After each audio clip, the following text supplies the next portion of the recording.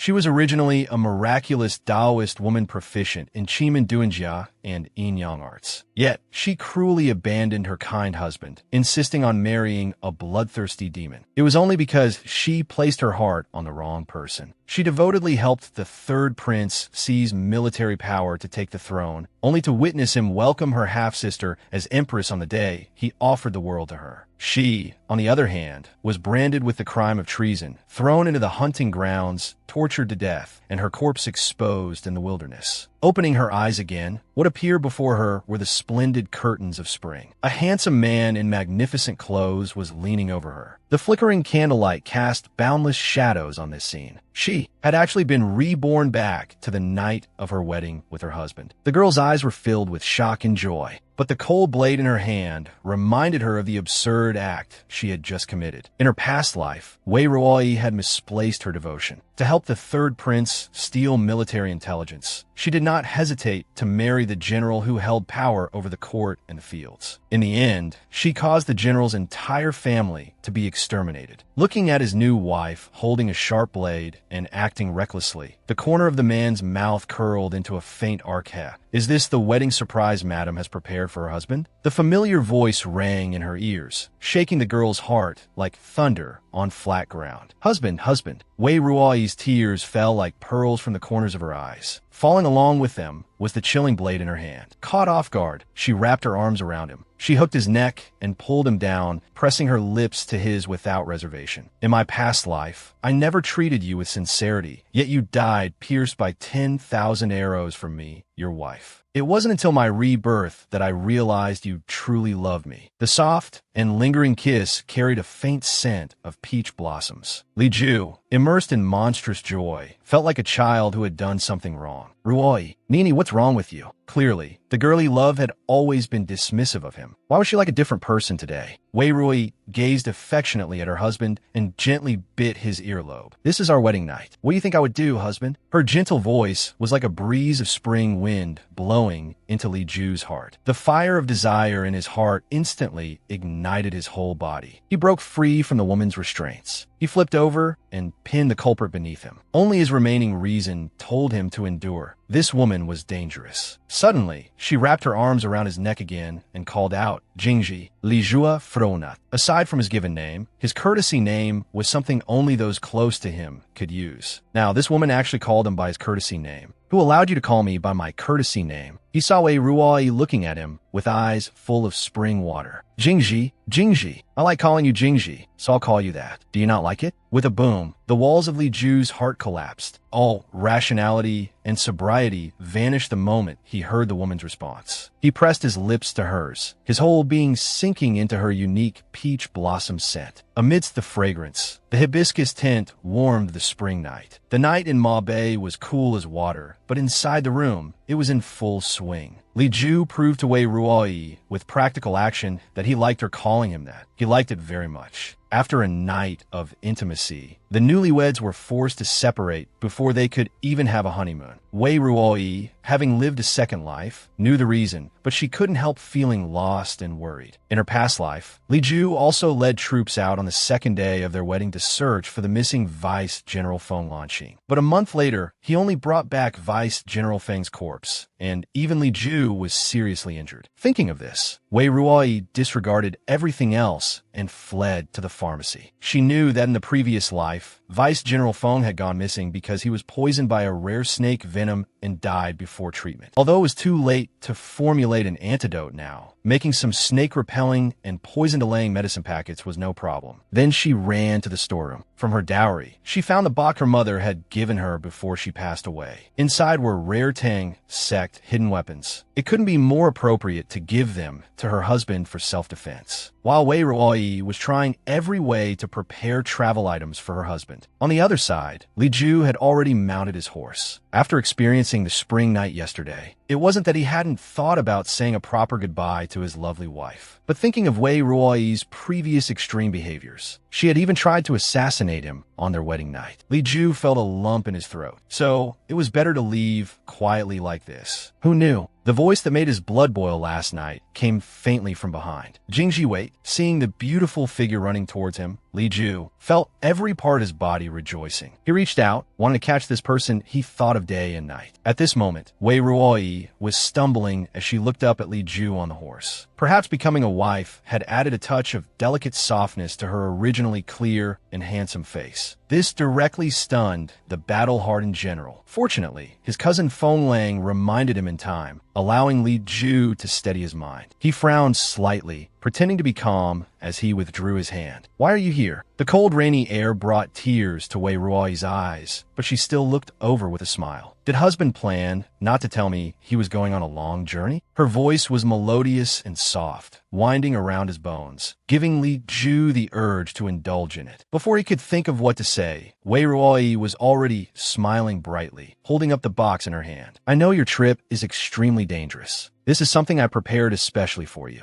Take it with you for emergencies." Li Ju wanted to act proud and turned his head away, not wanting to take it. Unexpectedly, this seemingly intimate woman spoke shocking words. "If you don't take it, I'll kiss you in front of everyone." One sentence left Li Ju powerless to resist. He could only obediently take the box. Inside, he was roaring, this woman is not only fierce in bed, but also so unbridled in public. It seems when this general returns, it is necessary to properly assert that husband's authority." A sharp screech shattered the sky, coming from the horizon. Everyone couldn't help but sweat for Wei Ruoyi. Feng Lang, who had a secret crush on Li Ju, stood with one hand on her hip, looking like she was watching a good show. "Haha, the Haidong Qing eagle raised by cousin is extremely fierce. I'd like to see if you, a delicate young lady from the capital, can handle it." In a breath, a brown hunting eagle dived down like a meteor. Its target was precisely Wei Ruoyi, standing in front of Li Ju. The general had spent half a month taming this Haidong Qing. Now, it was actually circling around a delicate woman. What was excessive was that this woman actually called this terrifying existence "little cutie." Hey, I say, big sister, isn't your definition of cute a bit too predatory? After the hunting eagle, unable to bear such humiliation, flew away into the clouds, Wei Ruoyi began her daily routine of flaunting affection. Not only did she act coquettishly, praising her husband for being exceptionally heroic last night, but she also wanted kisses and hugs incessantly. The onlookers behind them exclaimed that it was too explosive. However, all bustling scenes eventually come to an end. Looking at the receding figures of Li Ju and his group, Wei Ruoyi secretly swore, "Jingji, in the past life, you suffered the pain of 10,000 arrows for me. Living a new life, I will definitely protect you." In the marching tent at night, Li Ju, who had held the wooden box all the way, was still thinking of her while looking at the object. Seeing that it was full of priceless life-saving hidden weapons, Li Ju's eyes were full of tenderness. "Madam, to you, I must be at least more important than these priceless items, right? I wonder what you're doing right now." Thinking like this, Li Ju curled his lips and unconsciously looked in the direction of the general's manor.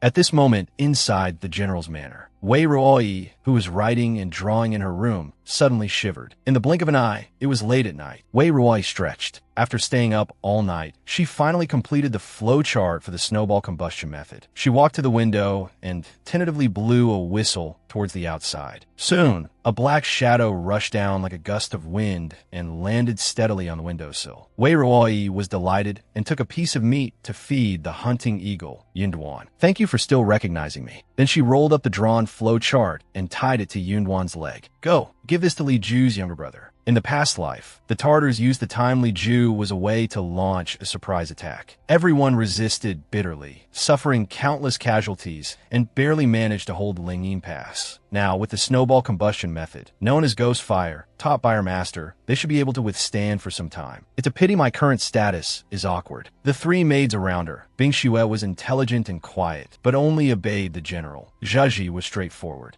and honest, but too simple-minded to be entrusted with heavy responsibilities. Chuntao was the worst, not only arrogant, but also harboring evil intentions. In the past life, she was the one who betrayed her. Looking around, she couldn't find anyone to help. Wei Ruoyi just wanted to cry right now. Woo! Suddenly, a person she had crossed paths with in her past life flashed into her mind. Late at night, Wei Ruoyi changed into light clothes and quietly sneaked into the slave camp prison. She used the opportunity of a shift change and lax defense to knock out the guards with smoke. She successfully found the target of this trip. He raised his chin chin and looked at Wei Ruoyi arrogantly. His ragged clothes could not hide his noble temperament. "Who are you?" Wei Ruoyi answered with a question. "How about we make a deal? Not only will I take you out of here, but I will also help you kill the Tartar leader, Tungshur Ryle. In exchange, before that, you must work for me and do things for me. How about it?" Hearing these words that sounded like a fantasy, Wen Qing stopped the hand he had raised against Wei Ruoyi and stared for a long while. Wei Ruoyi knew Wen Qing's concerns, so she put her hands on her hips and held her head high, firmly meeting his scrutinizing gaze. "Since I dare to make such a promise, I have a plan. If I can't do it, it won't be too late for you to kill me then." Wen Qing's eyes were dark as he stared quietly at Wei Ruoyi, trying to find a trace of panic in her calm face. Finding nothing, he withdrew his oppressive gaze and said coldly, "Remember your promise. If you dare to break your word, this rat's fate will be yours." He raised his hand and released energy towards a rat stealing food in the corner. The rat stiffened, foamed at the mouth, fell to the ground, and died. Wei Ruoyi silently sweated for herself. Good thing he was injured. Otherwise, he would have escaped long ago, and there would be no story for her. Sure enough, the other party took the blood-clotting pill Wei Ruoyi offered and swallowed it. A moment later, he broke free from the iron chain restraints. Wen Qing hadn't expected the pill to be so miraculous. Examining the bottle, he spoke indifferently. "Speak. What do you want me to do?" He was the mighty, great general, terrifying and invincible. Yet he had to leave his newlywed wife behind to fight at the border. He thought his lovely wife was weak and unable to take care of herself. Little did he know that the girl had returned like a phoenix rising from the ashes, already possessing the iron-blooded ability to turn the clouds and rain with a flip of her hand. She casually summoned the majestic hunting eagle to pass messages and offer strategies to the little general guarding the border. She also went deep into the prison, subdued a burly man with full combat power, and easily stole evidence of the 3 major traitors in her husband's army colluding with the imperial court to frame the Li family army. Next, what Wei Ruoyi had to do was to arm the Li family army from the inside out. This way, the Li family army could achieve maximum success with minimum sacrifice in the upcoming cruel war. Facing the distrustful obstruction of the maids, Wei Ruoyi said nothing more. With a flying leap, she went up to the city tower. Feng Lang, who had always had a secret crush on Li Ju, was an excellent breakthrough point. She saw her provoking her rival with a display of skill. Feng Lang bought into this act completely. Raising her fist, she was about to fight Wei Ruoyi. What does a young lady from the capital know? If you have the ability, let's fight. Seeing the prey take the bait, Wei Ruoyi began to strike at the heart. Now we face internal trouble and external aggression. The Tartars could return at any time. Instead of infighting and making people laugh, why don't we rely on true skill and have an archery contest? I guarantee that the bows and arrows I make can fight 1 against 3. Hearing Wei Ruoyi's confident statement, Feng Lang panicked. Was she really as formidable as she said? But her pride reminded her not to cower, just be tough. So, amidst the discussions of the crowd, the two agreed on the competition. In a flash, 3 days later, Wei Ruoyi arrived at the training grounds as agreed, bringing the bows she made herself. Since she had boasted about fighting 1 against 3, the soldiers Wei Ruoyi chose were like this. The soldiers Feng Lang selected were all burly like this. Before the match, Wei Ruoyi explained the usage of the new bow to the tall, thin soldier. Then she comforted him, "Don't be nervous. Just your best." The contest began. Both released their arrows at the same time. Both hit the bullseye. The burly man was very unconvinced and demanded to increase the difficulty. The result was that the tall, thin soldier won stunningly. The whole field boiled over. When did this tall, thin guy become so awesome? Wrong. It's not the person holding the bow who is awesome, but the general's wife's bow that is powerful. Seeing the outcome was clear. Although Feng Lang was unconvinced, she could only accept defeat. But Wei Ruoyi opened her mouth and asked to enter the weaponry division, and she wanted to teach the method of making this new bow without reservation. This move forced Feng Lang to look at this rival from the capital with new eyes. Everyone was jubilant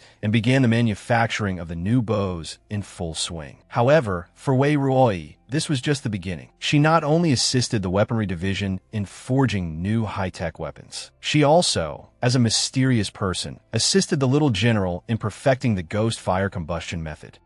And the city defense reinforcement work. In addition, she promptly reported safety to her father. "Are you sick? Doing so much. Wei Ruoi only hoped to prevent the tragedy of the previous life. Things proceeded in an orderly manner, but a change still occurred on a night that should have been ordinary, because the Tartars actually launched a surprise attack ahead of schedule. The newlywed young wife kept to her empty room every day. Daden suffered from insomnia daily because she knew war at the border could break out at any moment. Her general husband was fighting bravely, but was thousands of miles away. Although Wei Ruoi and everyone had tried hard to prepare, things still spiraled out of control because the Tartar surprise attack was actually earlier. Watching the flames of war outside the window, Wei Ruoi felt apprehensive. Could it be that my rebirth broke the original rules of this world? But there was no time for hesitation. Wei Ruoi quickly led the maids to devote themselves to the work of treating the wounded. On the battlefield, the little general used the ghost fire to successfully repel the enemy's surprise attacks several times. But the cunning Tartars only sent small groups of forces to attack each time. After this group was driven away, they would quickly send the remaining forces to continue the attack. Such tactics exhausted the city's defenders. The little general rode in the center of the troops, appearing calm on the surface, but his heart was filled with mixed feelings. The military strength in the city was being worn down weaker and weaker. He didn't know how long they could hold on. Suddenly, a swishing sound was heard. Before he could think about what happened, a cloud-piercing arrow had already hit the little general's chest. Wei Ruoi rushed over to treat him upon hearing the news, but heard soldiers report that the Tartars were attacking again. Feng Lang led 5,000 troops out of the city and was surrounded in imminent danger. The city gate might be breached. Wei Ruoi's head buzzed. She had calculated everything but the human heart. After simply treating the little general's wound, she ran out quickly and leaped onto a horse. To protect the city gate, she also had to go rescue Feng Lang. Wei Ruoi sat steadily on the horse's back, drawing her bow and shooting. Her movements were smooth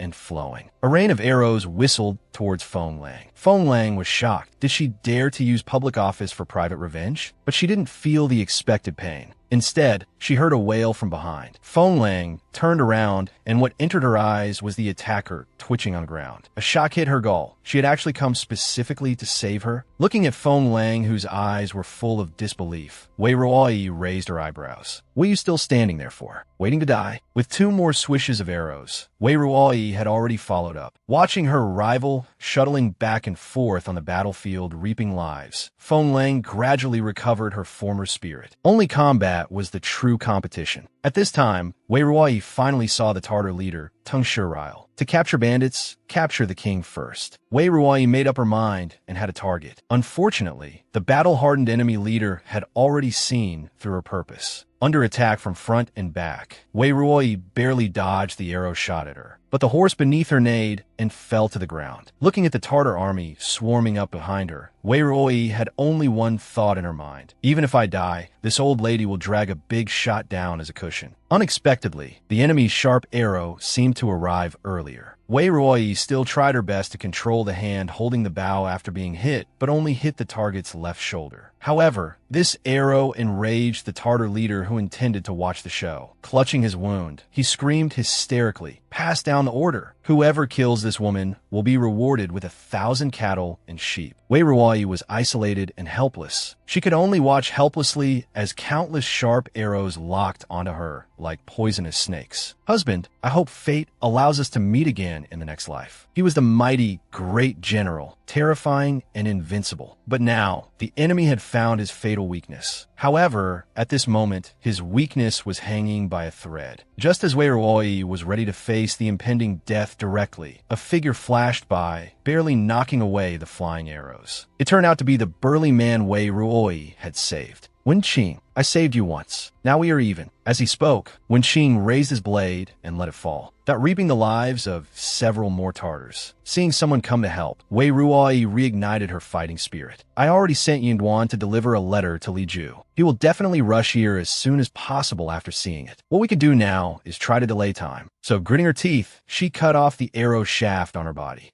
and threw herself into the harvest with Wenqing. Unknown how much time passed, Wei Ruoi, who had been fighting while injured, rubbed her blurry eyes, still firmly telling herself, "He will come." My reinforcements will definitely come. Suddenly, a familiare agle crai echoed overhead. Following closely was the sound of 10,000 horses galloping. It's Li Ju. They came. She saw the mighty general in fresh clothes and angry horse, arriving with a wrath of thunder. The Li family army charged. Seeing the figure, she thought of day and night. Wei Ruoyi finally let down her suspended heart. She curled her lips, but felt she didn't even have the strength to smile. Li Ju, standing on his horse, kept his attention on Wei Ruoyi's movements. Seeing his beloved wife fall forward, Li Ju disregarded everything else and sprinted over. The moment before Wei Ruoyi hit the ground, he steadily caught her in his arms. Suddenly, a wet coldness came from his hands. Lifting his left hand to look, what he touched was all his beloved wife's blood. They actually dare to hurt you. Monstrous rage poured frantically out of Li Ju's body. He held the wind-splitting sword and glared at the Tartars surrounding them. If you dare hurt her one bit, then I will make you pay it back 1,000, 10,000 times. With a roar, the wind-splitting sword whistled out, wantonly reaping lives wherever it went. The Tartar leader, standing in the distance, discovered something incredible. I can't believe that after fighting so many times, I finally found Li Ju's weakness today. Ha ha ha. In his excitement, he reached out and pulled out the sharp arrow from his body. He raised his voice and shouted, "Warriors of my tribe, listen to the order. Whoever can capture that woman alive today will be heavily rewarded with 1,000 gold and 10,000 cattle and sheep." Hearing the leader's words, the Tartars who had been demoralized seemed to be injected with chicken blood and swarmed back again. In an instant, sabers, spears, and sharp swords were all fired. Li Ju was exhausted from coping, and signs of decline appeared. Fortunately, when Qin came to the rescue in time, Li Ju said thank you, then hugged Wei Ruoyi and leaped away together, stepping on the wind. Tung Ryle didn't want to miss this rare opportunity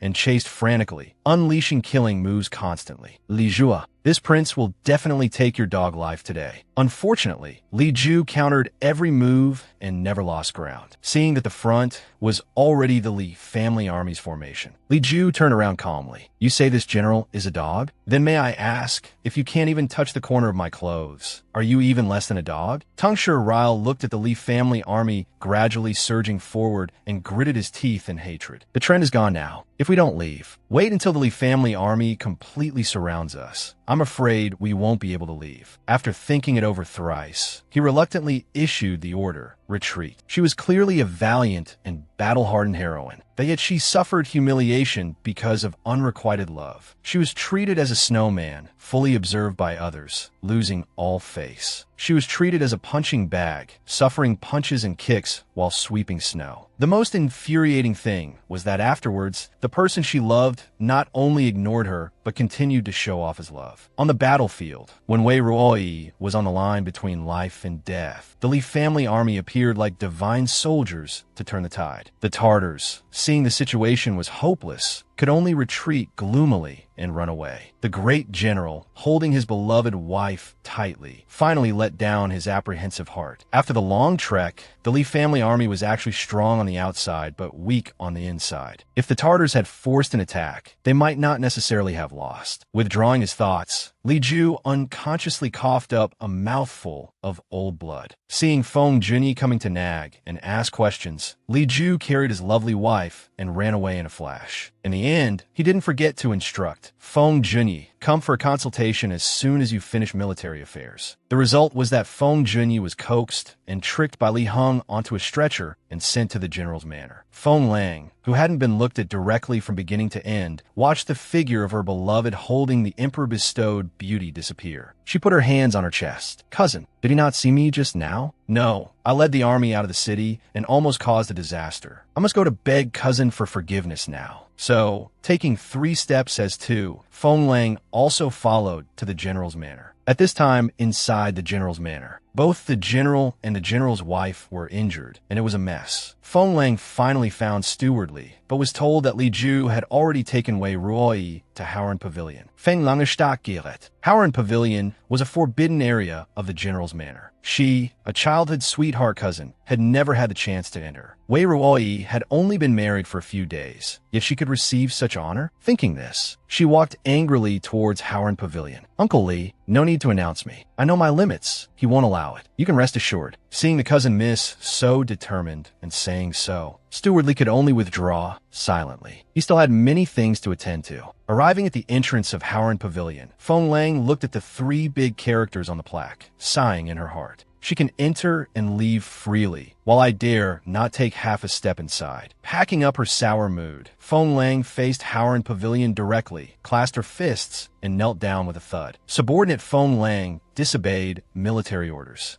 and led troops to engage the enemy without authorization, causing serious consequences. I have come specifically to ask General Li for punishment. In the freezing winter month, snow began to flutter down in Ma Bay. Inside Howren Pavilion, the charcoal fire was burning even more vigorously. Because Wei Ruoi was injured and in a coma, Li Ju specifically asked his younger brothers to wait in the main hall, ready to be dispatched at any time. Right now, with nothing to do, the few of them were talking and laughing happily. Li Heng, worried about his brother and sister-in-law's injuries, came treading through the snow, only to see this scene and lost his appetite. However, Chun Tao started looking love-struck at the little general's handsome face. Li Heng glanced at the bullying maid and put down the teacup in his hand. He sat in the high seat, corners of his mouth slightly raised, but the words he spoke carried a chill. "What is your name?" Chun Tao's heart bumped like a little deer. "Ah, the little general hasn't taken a fancy to me, has he? I, Chun Tao, am finally going to become a superior person too." Looking up again at that handsome face watching her, she blushed and bowed her head shyly. "Slave's name is Chun Tao. Red. Slave's family calls me Chun Tao." The little general, free-spirited by nature, hated most when others acted pretentious in front of him. But this one called Chun Tao had no discernment, so he threw a broom to Chun Tao. "It's you then. Go sweep the snow in the courtyard clean." Chun Tao, who bullied others relying on power, had never suffered such a loss since following Wei Ruoi. While sweeping the snow, she cursed her own mistress. Why faint now of all times? Isn't she just causing me trouble? Suddenly, she saw 2 snowmen standing in the center of the courtyard. Approaching for a look, it was actually General Li's cousin, Feng Lang. She looked around. Seeing no one around, Chun Tao smiled grimly. No one is best. Just tried to use you to vent my anger." She was a miraculous Taoist woman with double excellence in medicine and poison. Yet after falling into a coma, she was despised by her peer. Fortunately, her husband still doted on her endlessly. Even feeding medicine to his wife had to be done mouth to mouth. Inside Howren Pavilion, Li Ju knew nothing about his cousin being humiliated while his wife was in a coma at the general's manor. At this moment, his mind was entirely on his lovely wife alone. The Tartar's arrow was actually poisoned. Fortunately, military Dr. Feng's medical skills were excellent. He prescribed a formula for both himself and Wei Ruoi, and threw out 2 bottles of the collector's edition blood clotting ointment and returning heaven pills. Then he picked up his medicine chest and ran away as if fleeing for his life. Li Ju wiped his sweat. The military doctor was famous for his fear of contact with women. Being able to endure this long to treat his pampered wife's wounds and prescribe the right medicine was already rare, so he couldn't force him to stay. However, seeing the toxins spreading around his wife's wound, Li Ju couldn't help but feel panicked. So he hurriedly helped her up to feed her the returning heaven pill, only to find that his comatose wife couldn't swallow it all. In his desperation, Li Ju picked up a cup and took a mouthful of water. He then moved toward those soft lips. Feeling the peach blossom scent he had dreamed of, Li Ju restrained himself, touched his nose to hers, and said hoarsely, "Be good, swallow it quickly." As if feeling her husband's encouragement and tenderness, the pill in Wei Ruoi's mouth finally slid down smoothly. After gently applying the blood-clotting ointment to every one of his beloved wife's wounds, Li Ju climbed onto the bed and fell asleep embracing her. In the blink of an eye, it was the next day. Li Ju, transformed into a devoted husband, immediately checked his wife's wounds upon waking. Only after inspecting her from head to toe did Li Ju set his mind at ease. "Madam, the toxins in your body have been removed. There are matters in the army, so your husband must go to the military camp first. I will come to see you later." Saying this, he tucked Wei Ruoi in. He instructed the maids to move the madam to Luoyue residence for care while he was away for these few days, before reluctantly leaving. What Li Ju didn't know was that Wei Ruoi had actually woken up long ago. Ever since her master used a self-made prescription to adjust her constitution, not only had Wei Ruoi's physique strengthened more than 3-fold, but her blood also miraculously possessed detoxification and healing properties. Although the snake's venom was fierce, it could at most make Wei Ruoyi comatose for a while. After resting for a night, the wounds on Wei Ruoyi's body had already healed on their own. However, to avoid causing trouble, she decided to pretend to be faint for another 2 days. Wei Ruoyi, having been moved to Luoyue residence, did indeed hear some shocking news. Feng Lang had actually been disfigured in the general's manner, and listening to the maid's discussion, everyone thought she did it. Rice can be eaten indiscriminately, but the black pot of blame is not something Wei Ruoyi intended to carry for no reason. Dressed in night-traveling clothes, Wei Ruoyi quietly climbed onto the roof. From the little maids wandering in the courtyard of Luoyue residence, she learned that it was actually Chuntao who had taken advantage of the lack of people to abuse the cousin miss. Hearing this, Wei Ruoyi flew back to the roof. In her past life, she treated Chuntao like a sister, yet Chuntao sold her out and worked for that person. In this life, she intended to distance herself to make Chuntao restrain herself, but who knew she would cause such a huge mess?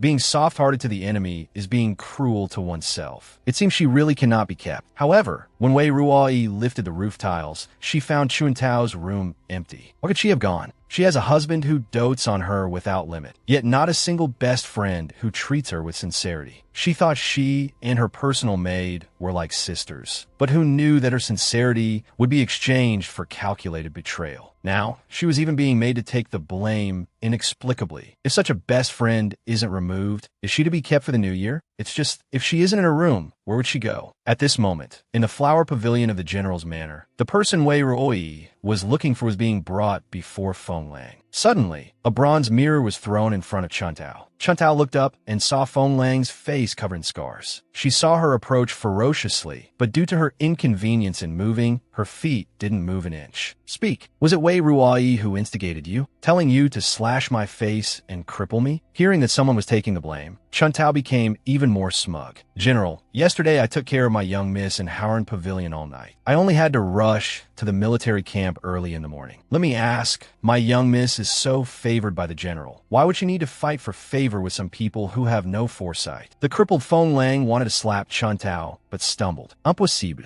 Cousin never lets anyone stay overnight in Howren Pavilion. You should also know that I was pleading guilty outside the hall. How could you have guarded by his side the whole time, yet allowed a servant to humiliate me? Chuntao, watching the drama and not fearing it getting bigger, crossed her arms and continued to speak. My young miss is the general's lawfully wedded wife. How can she be mentioned in the same breath as some insignificant people? Feng Lang, supported by her guard, twitched the corner of her mouth. Very well. Cousin just wants me to remember this night. Release her. Let's go. Wei Ruoyi, unable to find Chuntao in Luoyue residence, had to go back and continue pretending to be sick to avoid being discovered. The beautiful lady on the bed was woken up by thirst. She struggled to sit up, only to find the hand warmer in the quilt was cold, and the tea on the table was also cold. No need to guess, besides Chuntao, no one else could do such negligent things. Sure enough, upon going out, she saw her sitting on the steps, basking beautifully in the sun. Suddenly, a teacup smashed on her arm. Chuntao was about to flare up, but saw her own mistress staring at her coldly. She immediately felt a chill down her spine. The curses turned into a face full of question marks. Miss, you're awake? Why did you smash me? Wei Ruoyi recovered her calm, yawned, and said, hand slip. Then she deliberately went to the tea water, fiddled with the teacup, and asked, where are Zheji and Ting Shue? Chuntao didn't know this was her only chance. Putting on a fake smile, she spoke nonsense. Those two never took Miss seriously. How could they be as considerate as this servant? Wei Ruoyi sneered and grabbed Chuantao's injured hand. True enough, you grew up by my side since childhood. Naturally, you are the most considerate. Right now, I happen to have a matter I want to ask you to help with. Chuntao screamed in pain, shouting miss. But her mouth still responded respectfully.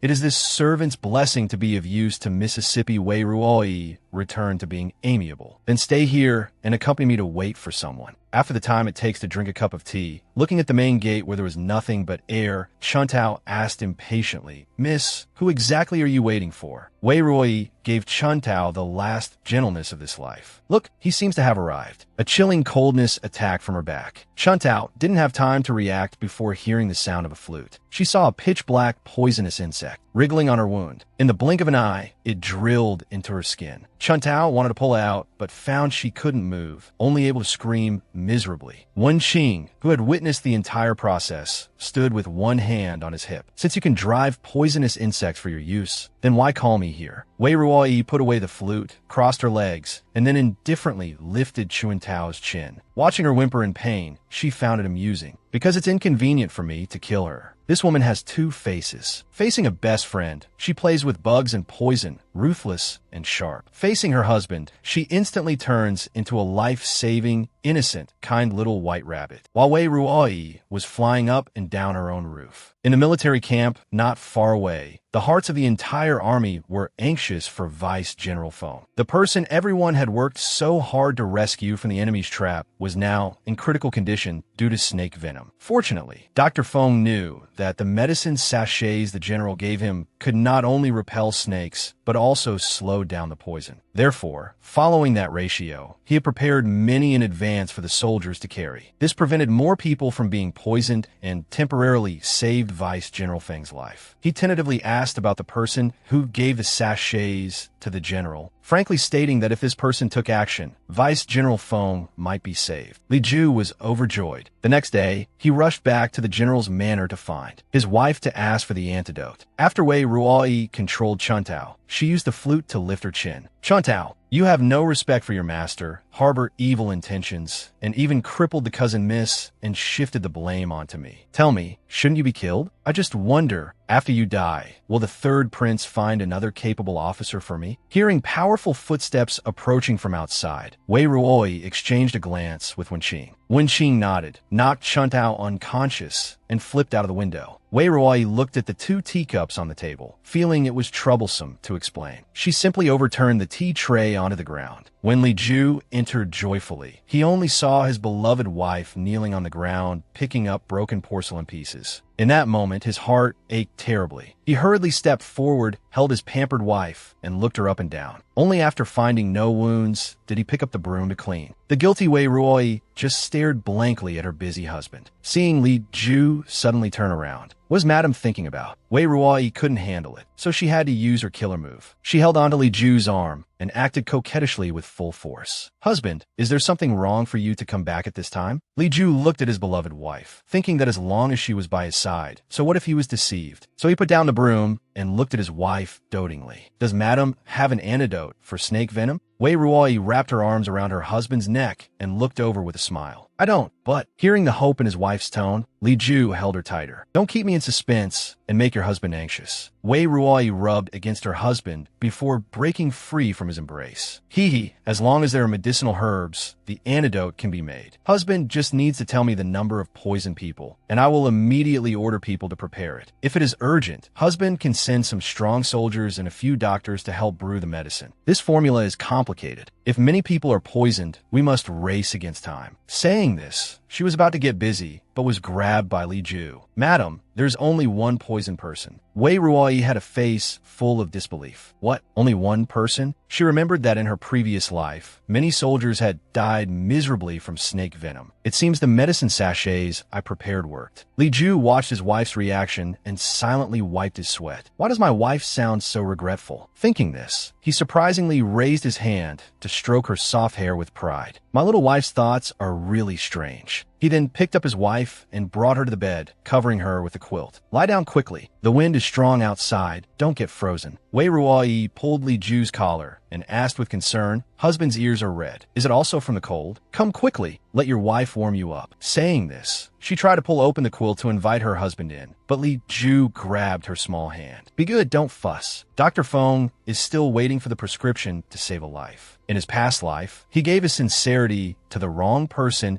and ended up with his corpse exposed in the wilderness. Reborn, she wanted to give everything exclusively for her beloved. Looking at Wei Ruoyi waving at him from the bed. Li Ju couldn't help but think of the indulgence on their wedding night. But right now, in order to help his comrade detoxify as soon as possible, he could only suppress the rising desire in his body and obediently leaned in front of his wife. After Wei Ruoyi told her husband the detoxification prescription, she handed over the blood she had taken from herself in advance. Husband, here is a family heirloom medicinal ingredient. Take it carefully. Just refine it together with the other herbs. Li Ju hugged his wife and kissed her forehead before reluctantly speaking. I know, you haven't fully recovered yet. Go back and lie down properly. Don't make your husband worry. Later, Wei Ruoyi, who had been pretending in Luoyue residence for several days without her injuries healing, was finally liberated. She clapped her hands excitedly and called for a meal. However, what was served was not the roast duck she imagined, nor roast chicken, but a bowl of white porridge and a few vegetable leaves. This is too bland. I want to eat meat. Zhizhi and Ting Xue responded in unison. No, madam. Dr. Feng said that madam is still very weak after waking up and needs to eat some light and soft food. Madam, drink the porridge first. You have to take medicine in a while. Looking at these two and thinking about how hard it was to get food at the border, Wei Ruoyi had to tearfully drink the plain porridge in one go. But looking at the bowl of dark medicinal soup in front of her, even Wei Ruoyi, who was doubly skilled in medicine and poison, shrank back. Ahem, I remember there's a set of writing treasures in my dowry. Since there is nothing to do now, Zhizhi, Ting Xue, you two go find it for me together. After successfully sending away the two door gods, Wei Ruoyi proudly carried the medicine bowl to the window. This madam isn't sick. Why drink medicine? But just a second before pouring the medicine, she was caught red-handed by the suddenly appearing Li Ju. Oh, husband is back. What a coincidence. I was just planning to come to the window to admire the beautiful scenery while drinking medicine. Li Ju had a look that said, please continue your performance. Your husband just happened to pass by, so I'll watch you drink the medicine by the way. Wei Ruoyi sweated profusely. Seeing that she couldn't escape, she had to resign herself to drinking the medicine. Feeling the bitter taste filling her mouth, Wei Ruoyi wiped her mouth with a pained face. Is this okay now? Suddenly, she was embraced by a large hand. Before she could react, Li Ju's warm lips were already pressed against hers. Following that came his agile tongue and something sweet. Wei Ruoyi looked up. Husband, what did you feed me? Li Ju raspunda sufli. Kandi. This way you won't feel it so bitter. Who says a tough man doesn't understand romance? Who says a straight man has no tenderness? Wei Ruoyi stared at this mighty, great general, who was decisive and murderous in others' eyes, but her heart was full of joy. He is really so gentle. My past self must have been blind not to see his goodness. Thinking this, a pair of gentle big hands stroked her hair again. There are still official duties to handle. You rest well first. Saying this, Li Ju was about to turn and leave. But he saw Wei Ruoyi anxiously shout wait and then rummage through the room. A moment later, Wei Ruoyi ran over holding a warm hand warmer. Take this with you. Don't let my darling husband get cold. Whether he was moved by the warmth sent by his beloved wife or shy from that darling husband, Li Ju blushed anyway. He took the hand warmer and left quickly. The winter in Ma Bei is very cold, but two approaching hearts are warm and fuzzy. What to do with a husband who gives out sweets at the slightest disagreement? Of course, tease him anytime, anywhere. Seduce him regardless of the occasion, until he flees in defeat or surrenders. The after effect of Wei Ruoyi pretending to be sick when she wasn't is being supervised every day to drink those bitter medicines. And the result of her resistance each time is only one. I'll drink the medicine first. Realizing this, Wei Ruoyi refused to do it today, no matter what. Are you kidding? I drink just because you tell me to? Where's the dignity of my past life's divine doctor? While Wei Ruoyi was still resisting with all her might, her husband was already on his way to pamper his wife with candy. Li Ju, feeling happy in his heart, entered the door only to see his wife and the maids at daggers drawn. Knowing it was a standoff caused by drinking medicine, Li Ju sent the maids out without a second word. Wei Ruoyi stole a glance at her husband, feeling uneasy in her heart. Husband isn't here to persuade me to take medicine too, is he? Unexpectedly, Li Ju sat down and asked, was yesterday's candy sweet? Yesterday's scene flashed back. Wei Ruoyi wanted to say the candy was sweet, but the way her husband fed the candy was sweeter. Seeing his wife silent, Li Ju felt the sweetness had worked, so he picked up another piece of candy. Madam, drink the medicine. Holding a piece in your mouth will make it less bitter. Wei Ruoyi buried her head in the quilt and said pitifully, but after drinking medicine, I can't eat. Zhizhi even said I've lost a lot of weight these past few days. Li Ju held his wife's quilt with heartache. Be good, endure it a bit longer. If you don't take medicine and scars are left on your body, Madam will cry again then. Wei Ruoyi looked at such a husband and couldn't hold back anymore. Oh my, he really is so gentle. I really want a hug. But before she could even reach the corner of her husband's clothes, Wei Ruoyi's hands stopped in midair. Her legs were actually pressed down by her husband, so she couldn't get up even if she wanted to. Instantly, awkwardness and her husband's suppressed laughter filled the air. Wei Ruoyi, listening to the increasingly unscrupulous laughter, decided to unleash a big move. She took off her outer garment and called out softly, "Husband,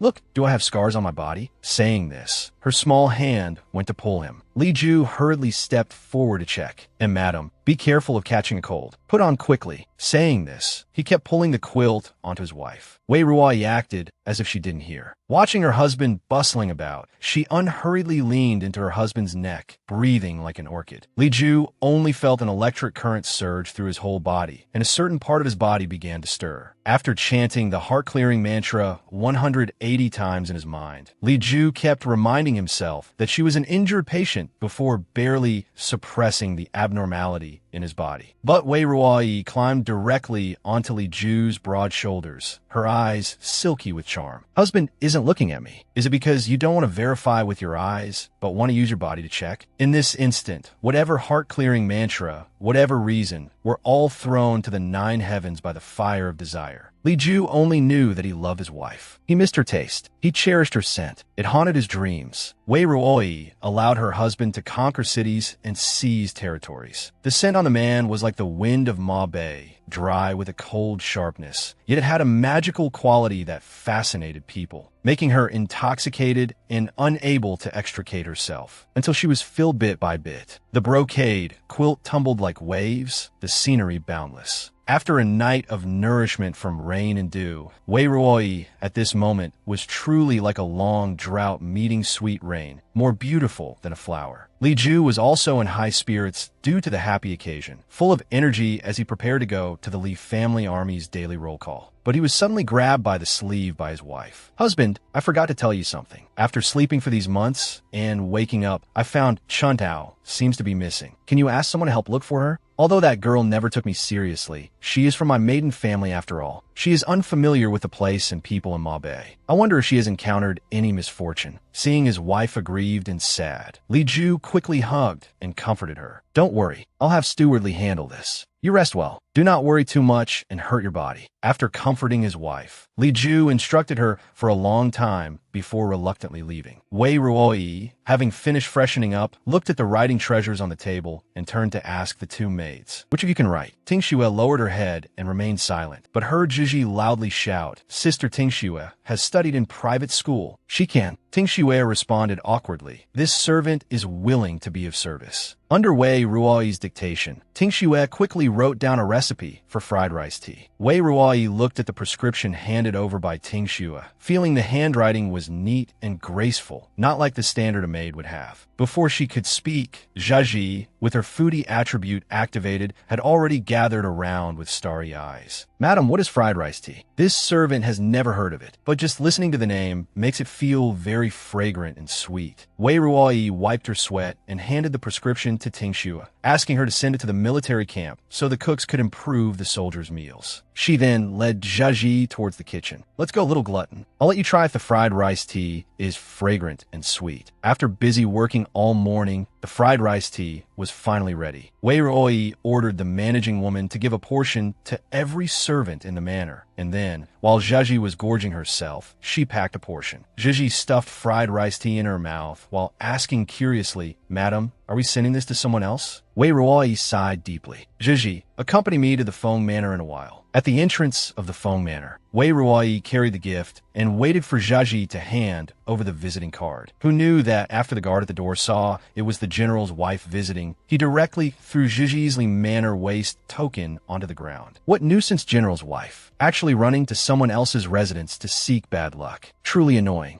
Zhizhi doubted life a bit. The token of the general's manor could usually walk sideways in Lenin Pass. What was the situation now? Wei Ruoyi understood clearly, but couldn't stop it, so she could only quietly watch Zhizhi argue in tears, only to be treated like air. Suddenly, she felt a burst of chill attacking. Looking up, she actually saw a long spear whistling out from inside the Feng Manor gate. Following that came Feng Lang's furious voice. Wei Ruoyi, you still dare to come. Wei Ruoyi dodged lightly, having already avoided the spear locking onto her. She handed the things in her hand to Zhizhi, instructing her to hold them well. Turning around, she pulled up the spear from the ground. Feng Lang had already arrived at the main gate by this time. You coward, actually still dare to dodge. Wei Ruoyi acted as if she didn't hear, adjusting her breathing. She aimed the long spear at the person speaking at the door and threw it calmly. After finishing, she didn't forget to pat the dust off her hands. Oh my, didn't you dodge too? Feng Lang of us hystericat. You caused me to be disfigured and disabled. Isn't that enough? You actually came specifically to my door to humiliate me? Hearing no response, Feng Lang felt greatly insulted. Wei Ruoyi, am I talking to you? Are you mute? Wei Ruoyi nonchalantly picked her ear. Heard you.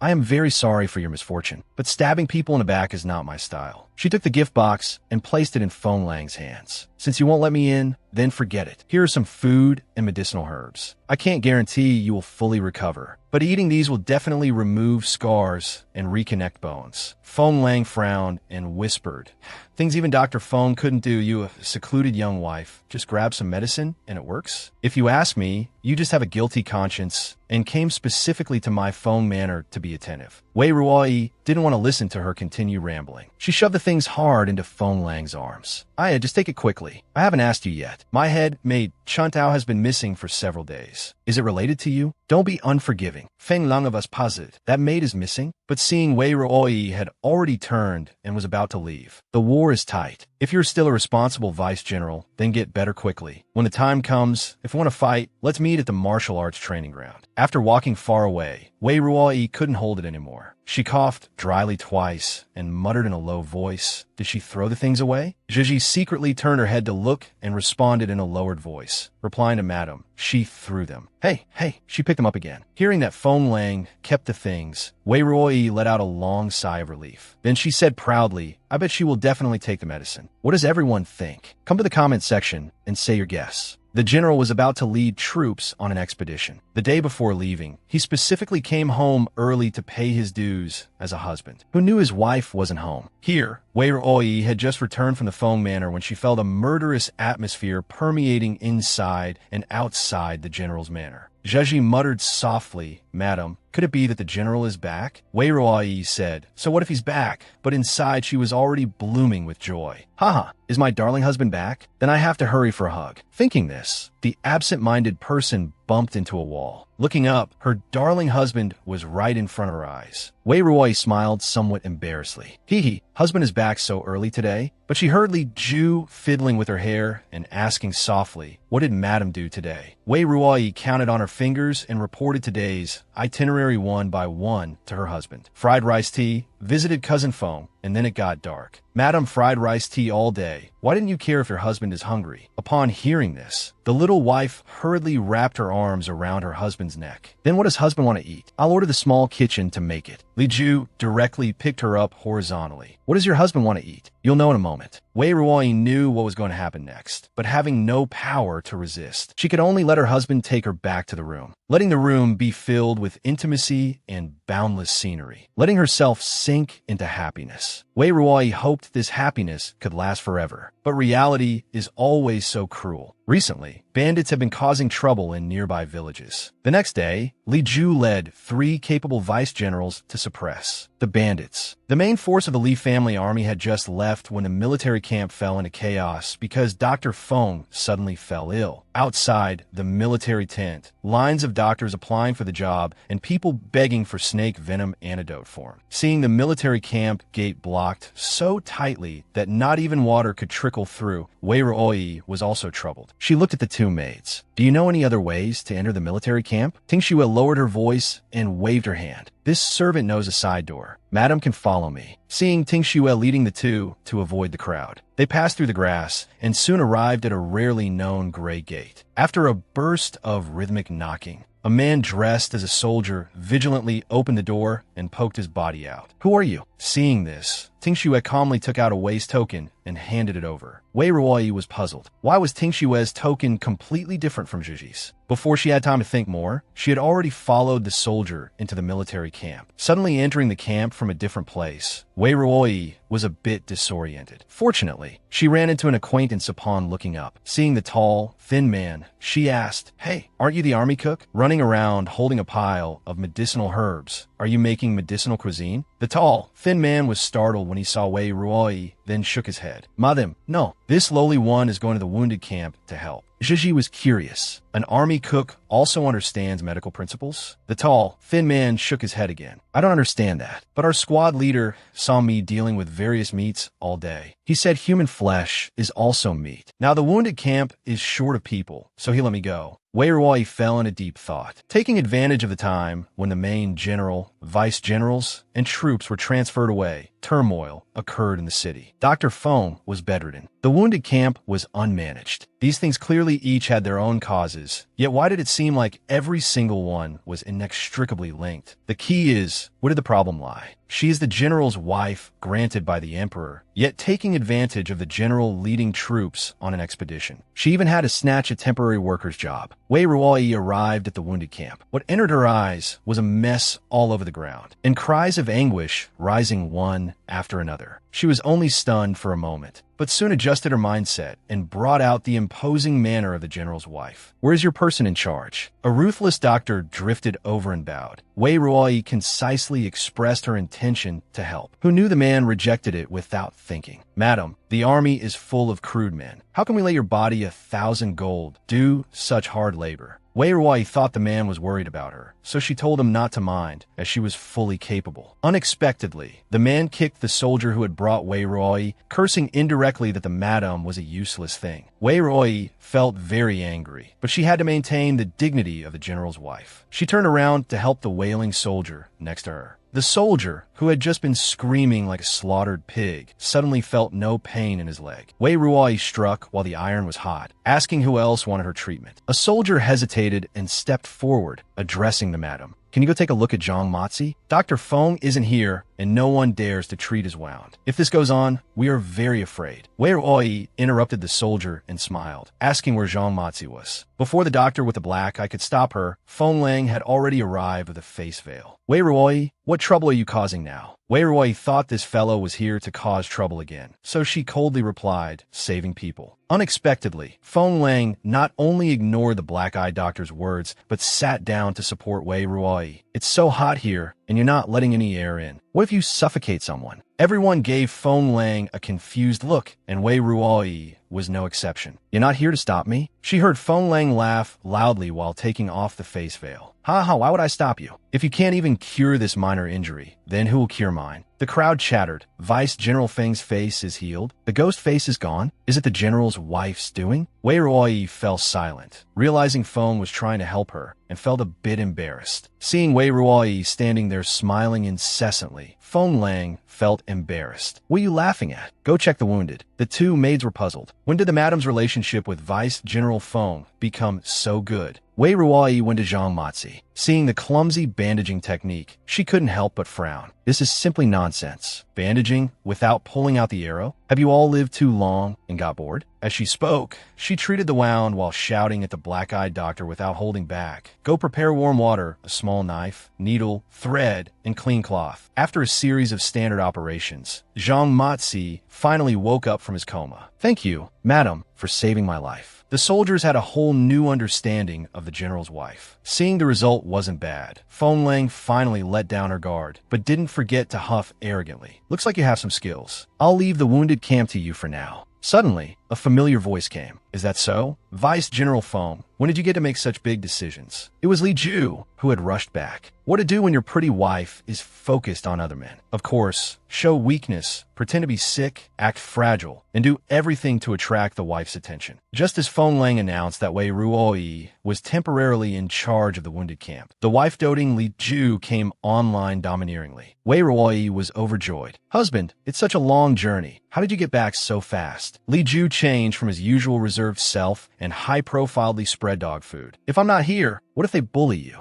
Immediately switching to ruthless mode, he looked at his own cousin. Vice General Feng was scared like a quail by that shout. Then she saw Li Ju put his hands on his hips. Madam doesn't understand military affairs. As a vice general, how can you casually assign tasks to the madam? Feng Lang had bitterness she couldn't express, so she put away her arrogance and cast a pleading look at Wei Ruoyi. Wei Ruoyi was confused at first. Fortunately, she finally understood. She turned to Li Ju and acted coquettishly. Husband, Vice General Feng didn't make things difficult for me. Haha, Li Ju wanted to be the hero, saving the beauty. But unexpectedly, his wife had already won over the whole army with her personal charm. So he awkwardly patted his cousin's shoulder. Vice General Feng has done a good job maintaining order in the army. Worthy of praise. Feng Lang thoroughly recognized her cousin's true face as a wife slave and responded helplessly. Hee, this is just what a subordinate should do. Wei Ruoyi reacted, blushing as she pushed Li Ju towards the door. Husband, if you have official business, go get busy. I still have to treat the wounded. Li Ju, caught off guard by his wife's push, suddenly hissed in pain. Wei Ruoyi hurriedly took her hand away. Husband, you're injured? Did I touch your wound? Li Ju pretended to be calm and smiled. A small injury. It doesn't matter. Wei Ruoyi was shocked. Her husband was a man who wouldn't frown even if his bones were broken.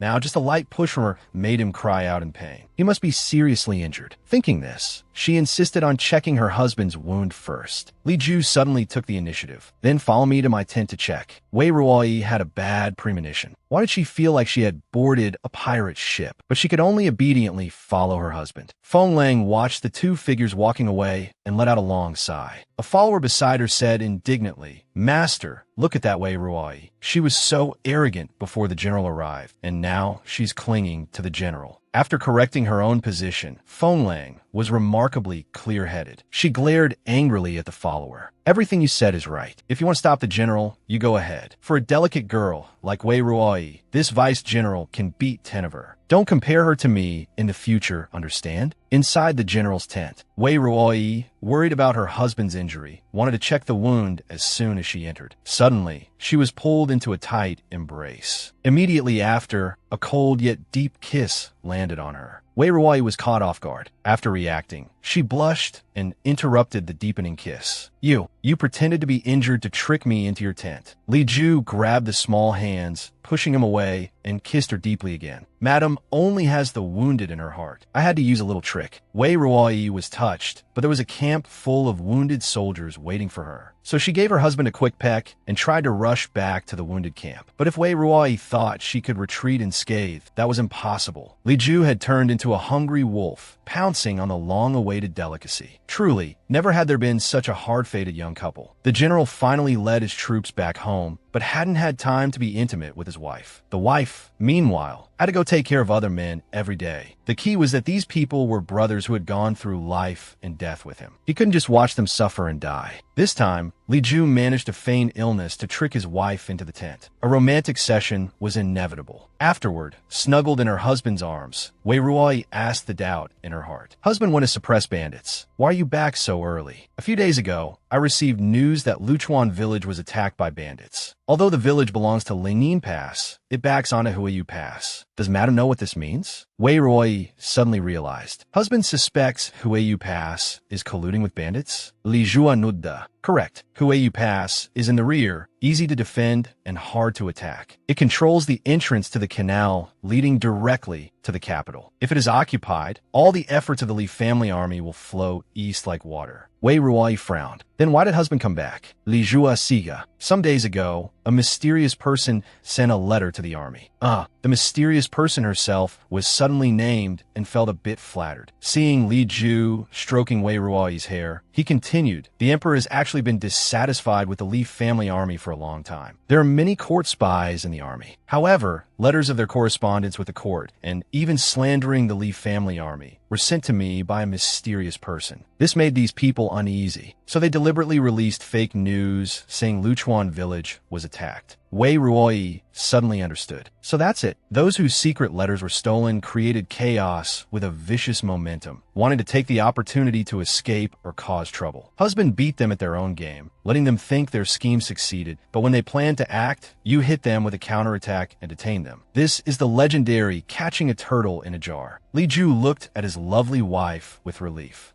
Madam is right. But before he could reward his wife, he heard a guard report, "General, General, the wounded camp is looking for the madam." Li Ju was very angry, but thinking of those brothers who lived and died with him, he had a compromise. After a while, Wei Ruoi got dressed and returned to the wounded camp. She was gone for 3 days and 3 nights without closing her eyes. Just as Wei Ruoi was exhausted but still forcing herself to respond, Li Ju, the cutie, picked up his own wife with a swoosh. Looking at his wife who had lost 2 sizes of weight, his eyes were full of tenderness. "Do you not want your life anymore? As a doctor, don't you know about work-life balance?" Wei Ruoi yawned. "Husband, I've finished treating the seriously wounded soldiers. I'll go rest after checking the lightly wounded ones." Li Ju didn't even think about it. He reached out to pull her away. Finally, under Wei Ruoi's bitter pleading, Li Ju agreed to let her hand over to other doctors before leaving. Wei Ruoi ran off happily as if granted amnesty. A quarter of an hour passed. Li Ju watched his chattering wife, dissatisfaction accumulating in his heart. Finally, unable to bear it, Li Ju carried the madam away in front of all the doctors. "Husband, put me down quickly." "I won't. Whatever it is, we'll talk after you rest." What to do when faced with a green tea stirring up trouble? Of course, silence her so she is nowhere to stir trouble. Wei Ruoi was forcibly taken back to the tent to rest by her husband. She slept for a day and a night. When she opened her eyes, it was already the evening of the second day. After eating something, Li Ju prepared to reward his wife with his body. But at the critical moment, the steward ruined the good deed. Trouble was coming. It turned out that the porridge distribution arranged by Wei Ruoi had caused an incident. Thinking that the matter started because of her porridge arrangement, Wei Ruoi got dressed and went out with Zhiji. Watching Zhiji and Wei Ruoi walk away, Tingxue slowly moved over holding her master's cloak. "General, this is the family letter madam received a few days ago." This servant saw that her face didn't look good after reading it. Li Ju hated disloyal servants the most in his life. Looking at Tingxue, his eyes instantly turned a few degrees colder. Tingxue hurriedly admitted her mistake. "It was this servant who overstepped. Please forgive me, General." Li Ju turned his back and snorted coldly. "You shouldn't casually speculate on this general's thoughts." Tingxue felt she could still save herself. "General, there is something this servant doesn't know if I should say. Madam is an outsider after all. Your trust and doting on Madam is really too much." Li Ju changed his clothes and warned with a frown, "Since you don't know if you should say it, then keep your mouth shut in the future." Tingxue was shocked. "General, this servant is doing this for you." Li Ju glanced at Tingxue one last time, his eyes full of disgust. "Hurting Madam under the guise of being good for this general. If this happens again, this general will personally ask Madam for you." "Tingxue, Madam always says you are smart. Recognizing your own master is what a smart person should do.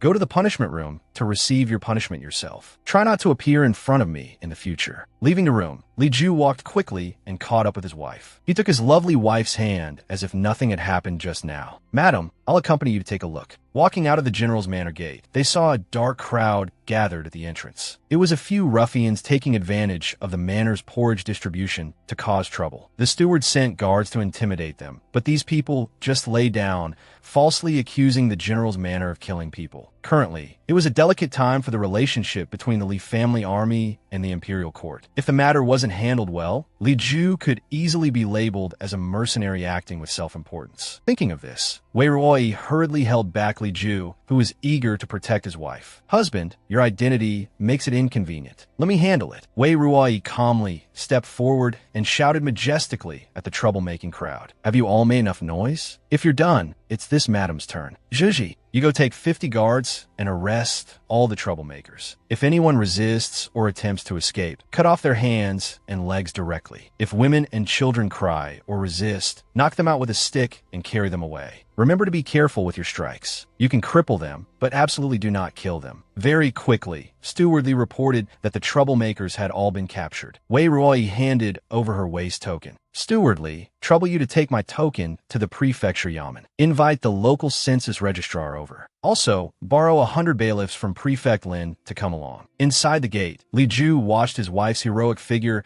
and unconsciously revealed a doting smile. These people were obviously here to take advantage. Madam's intimidation, combined with inviting the prefecture office to intervene, not only cleared the general's manner of involvement, but also silenced the gossip of the masses. truly extremely smart. Seeing that there was no benefit to be had, the troublemakers knelt and begged for mercy one after another. Thus, a disturbance that could have been quite tricky if it reached the court was simply settled by Wei Ruoi in a few words. What will happen next? Who would have thought that this beautiful lady, who was publicly sweet with her husband, actually hid a love letter sent by another man? The key was that this love letter was delivered to her husband by a maid. Looking at the head, maid who thought of herself as the mistress, Li Ju was filled with disgust and sent her to the punishment room with a wave of his hand. Turning his head to look at his lovely wife, who had just solved a big problem for him, he really liked her more and more. However, in order not to worry his wife, Li Ju stopped the lovely person trotting inside the manor. Madam, while you were away earlier, your headmaid's family sent someone saying her family is sick. I made the decision for Madam and granted her leave. If Jiaji is too busy, tell someone to find a few more maids to help. Wei Ruoi happily agreed and didn't think much of it, until 3 days later, when she found that the letter hidden in the cloak was missing. Only then did she realize the seriousness of the matter. However, in her previous life, Wei Ruoi and the third prince used white plums as a token to pass messages. Anyone unaware seeing the letter would think it was a family letter. In reality, as long as the characters were disassembled and combined, the secret within could be quickly glimpsed. Reliving this life, Wei Ruoi didn't want to have any entanglements with the third prince. But forced by the situation, she had to go see what medicine this third prince was selling in his gourd. However, the letter was lost, and Ting Shue happened to take leave at this time. It was indeed suspicious. Before departing, Wei Ruoi pretended to ask about Ting Shue's situation casually. It turned out she wasn't a servant born in the household like Zhiji. She was sold into the general's manor at 16 due to her family's severe illness, and had stayed for 10 years. 10 years. What kind of severe illness could last 10 years? Having a clue in her heart, Wei Ruoi called Zhiji to go to the military camp first to cover their tracks. Then she switched to a hired carriage and set off. Although the letter was lost, fortunately, Wei Ruoi had already memorized its contents. Through the laws she mastered, she quickly deduced the general meaning of the letter. 12th month, 12th day, noon. Shifeng village. Butcher, monk, kill to silence. Is this third prince wanting me to kill someone? But without time to think too much, the carriage had already arrived at the destination. But looking out, this village looked like it had been abandoned for a long time. How should she search? To improve efficiency, Wei Ruoi ordered Zhiji, you go east, I'll go west. Let's knock on doors one by one. Note, look for families raising pigs and families with monks.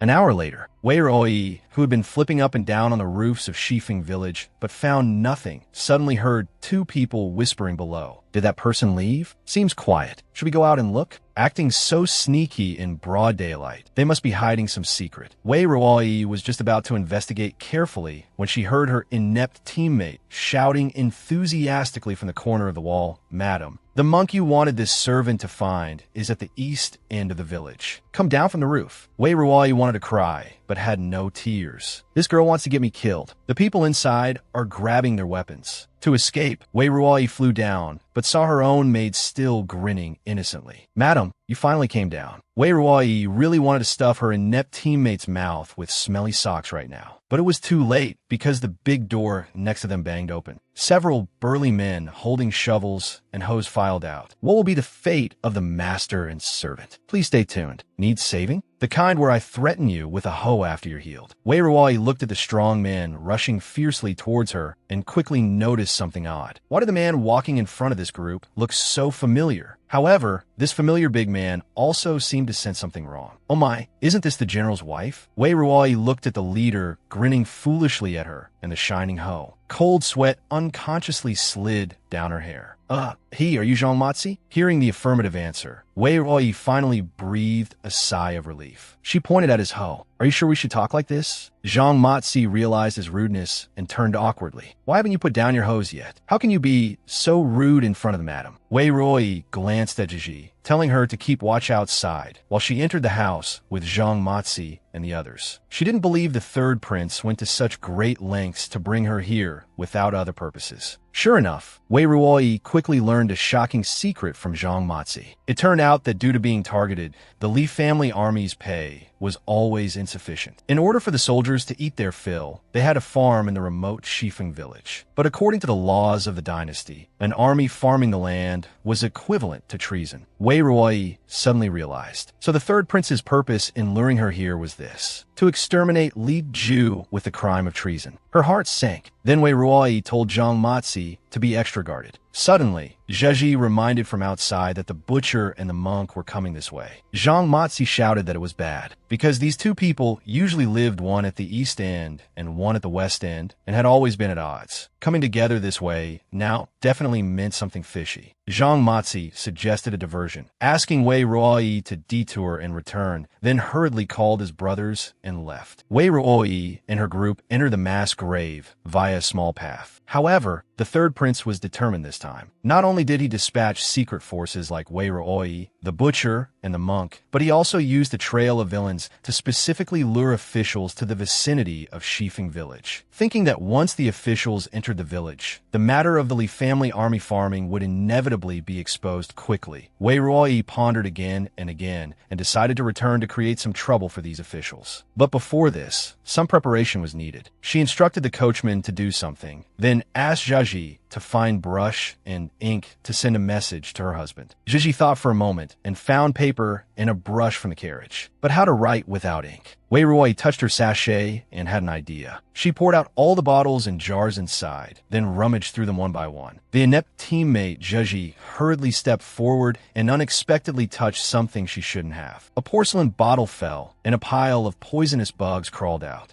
Zheji cried for help. "Madam, my eyes seem to be blurred. Why do I see so many poisonous bugs running out of your bottle?" Wei Ruoyi smiled without speaking. "TSK, TSK, such a good girl scared silly." So she calmly knocked on the carriage window and chanted, "Go back." The poisonous bugs that were just baring their fangs and brandishing claws actually crawled back into the bottle obediently. Zheji was still in shock. "But madam, what exactly are you looking for?" "Looking for something to replace ink. I clearly remember there was a bottle of arsenic in the sachet." Tsitsi replied weakly, Madam, do you think my spit will work?" A 20-year-old young married woman likes to wear other people's old clothes. This kind dug right out of a grave was exactly her favorite. Wearing rotten clothes, her mood was beautiful. Even the officials coming to catch villains were confused by this operation. Fortunately, Head Constable Fu was someone who had seen the world and only believed in science, never bothering with ghost stories. Let's quickly catch up and see. Seeing that simple ghost tricks couldn't fool them, Wei Ruoyi decided to unleash her ultimate move. She leaped up and sat on a tree branch, her fingers dancing on a flute. The flute sound rippled out melodiously. Countless poisonous bugs seemed to be summoned and swarmed out to attack the officials, listening to the rising and falling wails. Wei Ruoyi clapped her hands, expressing satisfaction. "Haha, take your time enjoying this. This lady is leaving first." Back in the carriage, Zheji still had lingering fears. That constable chased too fiercely. Luckily, we escaped. Wei Ruoyi smiled calmly. "What's there to fear? With this Madame Sachet here, even if 10 more constables come, we can still run away." "But madam, aren't you afraid of the things in the sachet?" Wei Ruoyi lowered her eyes, full of tenderness. "With a treasure I want to protect, what do these things count for?" Returning to the general's manor, Steward Li was already waiting at the door to welcome the madam. "The general has business in the army. He'll be back soon." Knowing you were coming back, he specifically ordered the kitchen to stew mutton soup to warm your body. Inside Luoyue residence, Wei Ruoyi drank the loving mutton soup. Her body and soul seemed to be soaked in a hot spring, warm all over. At this moment,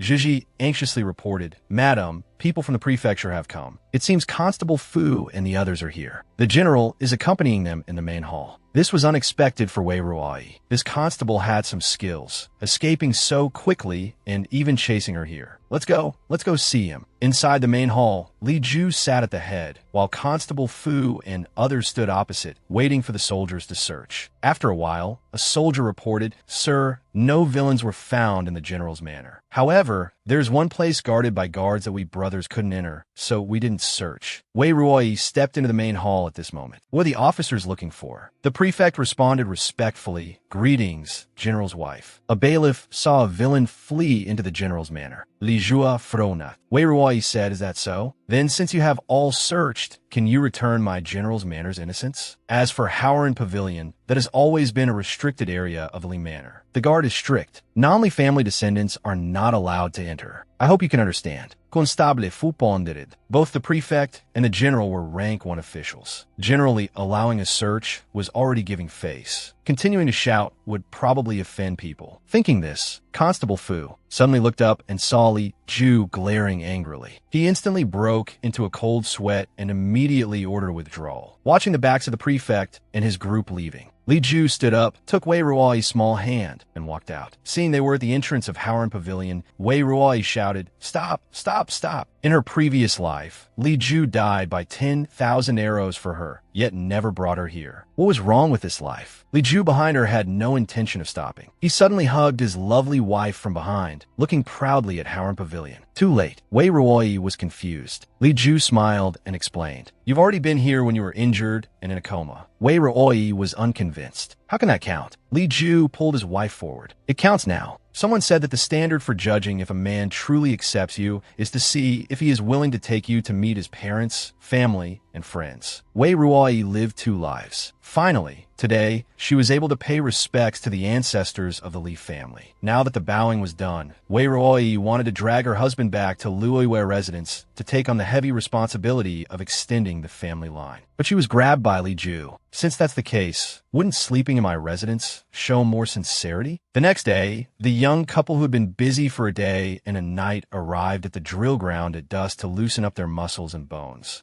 However, looking at the scene before her, Wei Ruoi couldn't help but sigh. Why is it so bare around this drill ground? Li Ju explained, "It's a private drill ground after all. Usually, only younger brother Hung and I use it. We both spend most of our time in the army, so this place has been neglected quite a bit." Wei Ruoi got excited. "It's really not very beautiful like this. If we put some stone troughs, plant some flowers and grass, raise some poisonous bugs." Suddenly realizing she said the wrong thing, Wei Ruoi hurriedly shut her mouth, then hugged Li Ju's arm and acted coquettishly. "I mean, raise some water lilies, goldfish, and such. It would be even better." Li Ju's face was full of doting. Okay, listening to Madam for everything. Having nothing to do, Wei Ruoi felt it was time to regain the home field she lost last night, so she invited Li Ju to spar a little. However, as impressive as someone's posture was, the defeat was just as miserable. This couldn't be blamed on Wei Ruoi being weak. After all, she was challenging the world-renowned mighty general. Seeing his lovely wife getting more courageous with every setback, Li Ju directly stated he would stand still and only use one hand to fight. Wei Ruoi felt victory was within grasp and was full of pride, but she found that in the face of absolute strength, she was as small as crumbs. Li Ju was amused by his wife's cuteness, but Wei Ruoi was relentless. No,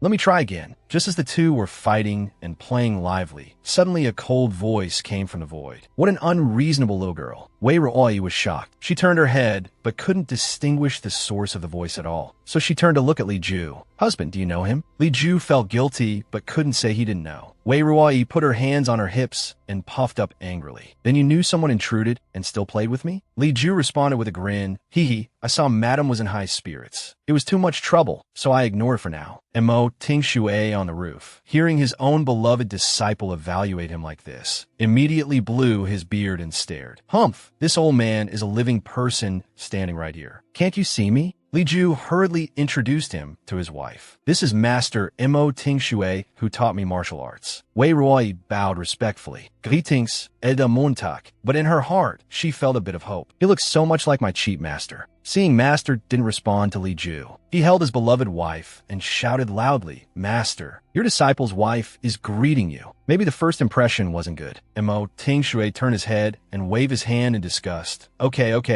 Why are you shouting so loud, old man? My ears aren't deaf." Wei Ruoi understood immediately. This old man probably doesn't like me. So she greeted her husband and was about to leave, but she was pulled back by Li Ju. Li Ju turned and teased Master Mo Ting Shui. "Master, have you eaten yet?" Mo Ting Shui finally heard what he wanted to hear. Squinting his eyes, he said, "Not yet." "Oh my, Master is old and can't stand the noise. You guys go play by yourselves. Just prepare a table of good wine and food for me." Li Ju respectfully bowed towards the roof. Disciple understands. "Master, please go to the courtyard to rest first. The wine and dishes will be served soon." A moment of soft-heartedness in helping an old man who fell by the roadside. Some get blackmail from then on, becoming poor overnight with only underpants left. But some gain extraordinary wings, rising rapidly from then on. Back in the room, Wei Ruoyi asked curiously, "Husband, how did you meet your master?" Li Ju's eyes went blank as his thoughts returned to many years ago. It was when he was a teenager. Once while out, he met an old man who fainted in front of his horse. So he kindly gave him a few meat buns. Who knew? This old man later insisted on teaching him all his life's martial arts. Listening to this familiar meeting process, Wei Ruoyi felt emotional. Even the plot of How I Met My Master is so similar. But why has my master never appeared since my rebirth? Suddenly, Wei Ruoyi thought of something. She grabbed Li Ju's big hand tightly. Normally, when you need to contact Elder Mo, how do you do it? Li Ju took out a seemingly ordinary incense stick. Light this, and at the same time, burn an item related to the person you want to find. Just place it on a high place. Wei Ruoyi instantly got starry-eyed. Let's try on the roof. Under the starry sky, the young couple on the roof lit the fireworks. But not for their own amusement, but to tease the old man. The two, having nothing to do, watched Mo Tingshui rushing over aggressively. Shocked, but not surprised, thinking this method really works. But it angered the old man until he rolled his eyes. No one realized. The tricked old man, in the blink of an eye, vented his anger on his beloved disciple. If nothing's wrong, why did you light the incense? So he dragged Li Ju back inside, disturbing this old man's drinking. You come here and punish yourself with 3 cups before coming back. Wei Ruoyi looked at the angry Mo Tingshui and her innocent husband. She could only smile and wave, hee, go, go, until the huge general's manor. The roof returned to its former calm. Wei Ruoyi looked sad. Master, you saved me from fire and water and taught me skills. It's a pity I didn't listen to you in my last life. Insisted on being bewildered by that scumbag. In this life, I have realized my ignorance. Where are you? Thinking like this, she took out the last bit of medicinal herbs left by her master, lit it, and the curling green smoke drifted away with the cold west wind of Ma Bay. Slowly drifted to an unknown water dungeon. The person who had been silent for a long time suddenly seemed to be summoned. Opened his blurred eyes. Master, very good. It is not in vain for Xing Yuan to do everything for you if you think like this. On the roof on the other side, Wei Ruoyi felt like someone was calling her master. She wanted to listen carefully to what that person said, but felt a headache, so she shook her head. Must be hallucinations from being too tired recently. Looks like I need to go back and rest properly. Back in the bedroom, looking at the Tingshui Xing Yuan record in her hand, Wei Ruoyi fell into deep thought. Tingshui Xing Yuan. Tingshui is Li Ju's master's name. Then could Xing Yuan be my master? Suddenly covering her eyes with the book. I'm really overthinking. This book is a fabricated folk gazetteer. How could it be related to the two of them? Soon Wei Ruoyi fell into a deep sleep. But in her dream, she saw herself dressed gorgeously, standing on a high place. Following that was the sound of everyone shouting master. The next second, she was brutally chased and killed. An arrow to the chest. Wei Ruoyi sat up in shock, covering her chest with one hand. The shock in her heart could not calm down for a long time. What kind of grudge is it that made him, who dotes on his wife without limit, lead his beloved wife into an encirclement? And these people only want to take her life. Wei Ruoyi, who had a nightmare at night, was obviously not in high spirits during the day. Fortunately, Stewardly brought relaxing news. The general sent word that he is resting today. He wants to take you out for a stroll. Go to the military camp to find him. Wei Ruoyi happily let Stewardly arrange it. Soon she sat on the carriage to the military camp, listening to the loud sound of horses' hooves outside the carriage and the chirping of birds. Wei Ruoyi read a book and felt much happier. Suddenly, murderous intent approached. Countless arrows shot indiscriminately. The carriage Wei Ruoyi was riding in was broken. Zhizhi broke out in a cold sweat. Wei Ruoyi, in comparison, was much calmer. She took out a porcelain bottle from her sachet. Densely packed, poisonous insects swarmed out, disrupting the vision of the people in the dark. Wei Ruoyi took the opportunity to call Zhizhi and fled in a panic, but suddenly felt weak in the limbs. It turned out someone scattered sleeping incense in the air. Fortunately, Wei Ruoyi's blood can detoxify. She opened her mouth and bit her finger, sucking a few mouthfuls of blood,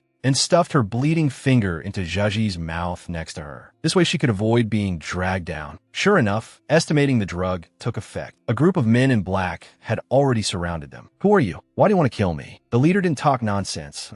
You just need to know, we're the ones here to take your life. Saying that, waving a scimitar, he already slashed over. Seeing that Zhizhi was still immersed in what she was just fed, Wei Ruoyi grabbed her. What are you dazing for? Hurry up and grab a weapon to block the arrows. Waking up the person in the dream, Zhiji picked up a scimitar and charged with her eyes closed, then perfectly missed the man in black. Fortunately, Wei Ruoi has kung fu skills. She dodged the fatal attacks in a few moves, and incidentally sent away 2 men in black. Seeing that she was completely ignored, Zhiji was furious. "How dare you look down on me? Come and fight me." Originally, Wei Ruoi was in a fierce battle. With Zheji's disturbance, it was rarely quiet for a few seconds. The men in black were hesitating whether to get rid of this supporting character who doesn't know the height of the sky and the depth of the earth first. Wei Ruoi had already picked up the flute. Countless poisonous insects made the men in black instantly lose their ability to parry. Those with some mobility fled one after another, thinking that these people are neither Tartars and know her whereabouts like the back of their hands. Wei Ruoi's heart sank. She released a tracking bug. "I want to see who exactly wants my life again and again." Arriving at the military camp, the master and servant were told that Li Ju had an urgent matter, could not keep the appointment. Feeling something was wrong in her heart, Wei Ruoi still let Zhiji leave a reward and left uneasily. At night, looking at the cold crescent moon outside the window, Wei Ruoi couldn't sleep at all. Not only clear about my itinerary, even my husband's whereabouts are well known. Who could this person be? But felt a pair of big hands hold her. Li Ju naturally buried his head in his beloved wife's neck. "Sorry, originally agreed to take you out to play today, but didn't keep the promise." Wei Ruoi lowered her head and raised her hand to stroke her husband's hair. "Fool, it's not your fault. Just next time the plan changes, remember to send someone to send a letter home. Save me from worrying." Li Ju looked up in confusion, "But I sent someone back to the manor to report early in the morning." Wei Ruoi was shocked. "Husband sent someone, but I didn't receive the letter. It seems that person is actually one of our own." The young couple prepared to cuddle while no one was around. Just as the mood was right, the man covered his delicate wife's mouth. Wei Ruoi was excited, thinking, is it going to be this exciting today? But heard Li Ju whisper, "There is someone on the roof." 2 restless hearts cooled down instantly. Li Ju helplessly kissed his wife's forehead and made an excuse to go out. And the single dog on the roof slipped away. Not only did he not hide quickly, he strolled to another single dog's courtyard and started a live broadcast until the person in the room pounded the wall in anger. He hummed a little tune and left happily. The next day, Wei Ruoi, who experienced the interruption of romance, decided to take the initiative for the repeated pursuits recently, considering the Li family army is in Shifeng village. The matter of farming is already known by the 3rd prince. Then it is sooner or later that it will be made public. Wei Ruoi planned to go to Kangwu Mountain where there are hot springs, to try her luck, see if she can reclaim arable land here that can be farmed in winter, and incidentally catch the mastermind who intends to assassinate her. Seeing that the journey was calm, Wei Ruoi felt cold in her heart. Presumably, that person knows I'm coming to the hot spring, so they set up an ambush here in advance. Wei Ruoi, while planning with the servants, the arable land area in the hot spring cave, while carefully observing every crevice in the cave, finally found a flaw in a corner. So she deliberately sent away the accompanying personnel to avoid hurting the innocent. Then she walked towards the hot spring while taking off her coat. The comers thought they waited for a good opportunity and moved out one after another. Little did they know that everyone was a turtle in a jar. Wei Ruoi was waiting for this moment to arrive. She turned around and put on her clothes, asked sweetly, "Speak, who sent you?" How could the comers confess so easily? They raised their swords and rushed towards Wei Ruoi. However, they didn't even touch a strand of Wei Ruoi's hair. Several people were a step away from Wei Ruoi, blocked by an invisible wall, unable to advance half a step. Wei Ruoi clapped her hands and cheered, dumbfounded, right? When I was planning the layout here, just now, I had already set up the formation. Could I let you stupid donkeys run away? The leader was furious. "You witch, you actually know formations." Wei Ruoi squatted down lightly and took out her precious little CI. "No, not only do I know how to set up formations, I also raise a lot of treasures. I'll open your eyes for you now." Then another burst of flute music rippled out. The flute sound was melodious. Under the care of the poisonous insect swarm, the men in black felt miserable, feeling the timing was about right. Wei Ruoi kicked away the stone at the main gate, picked up the leader, opened her mouth and threatened, "If you don't say who sent you, I will continue." The leader knelt down weakly. "We are the assassin organization in Lingyin Temple. The employer bought 3 chances to kill you. Don't be smug. This is only the 2nd chance. If this fails, there will be higher level assassins coming." Wei Ruoi was silent, handed a branch to the leader. "What does that person look like? Draw it." A moment later, looking at the portrait on the ground, Wei Ruoi was shocked. "This is Ting Xue.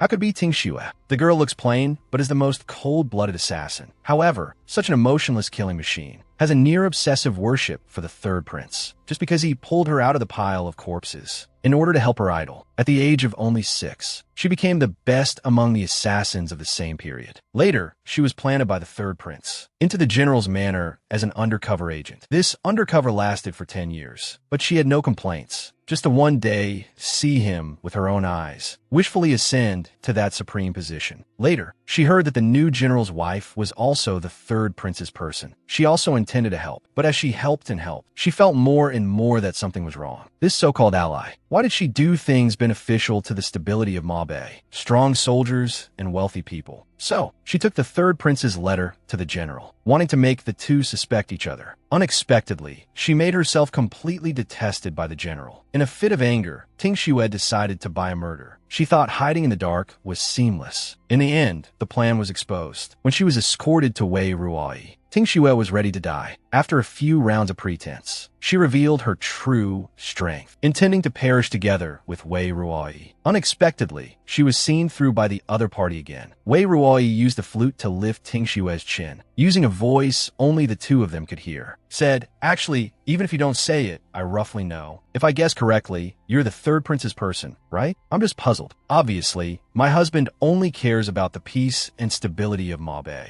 has no intention for the prince's intrigue and struggle for the heir. This third prince, why on earth does he keep pestering our couple?" Ting Shue broke out in a cold sweat. She actually doesn't know yet. Unfortunately, before she could think more, a silver needle flew in from outside the window, hit Ting Shue's chest. The guards present immediately stepped forward to protect. The general's wife, Wei Ruai, squatted down to observe Ting Shue's current situation. Obviously, the silver needle was quenched with highly toxic poison. The person who attacked didn't intend to let her live. This third prince is truly extremely vicious, not willing to leave even a little handle. Sensing that Ting Shue still had a faint breath, Wei Ruai didn't say a word, took out the heaven-returning pill and fed it into her mouth. The weak Ting Shue opened her eyes, cough, cough. Why does Madam use medicine to hang my last breath? Wei Ruai looked solemn. Ting Shue, you can see it too. We are all just abandoned pawns in the third prince's hands that could be discarded at any time. Why exactly does he have to target my husband? And why does he have to put me to death? Ting Shue opened her eyes slightly and was silent for a while. Finally, gasping for breath, she told that shocking secret. Li Ju actually has royal blood flowing in his body. This secret is too shocking. So much so that when Li Ju rushed over after hearing the news, Wei Rui didn't have time to react. She let her husband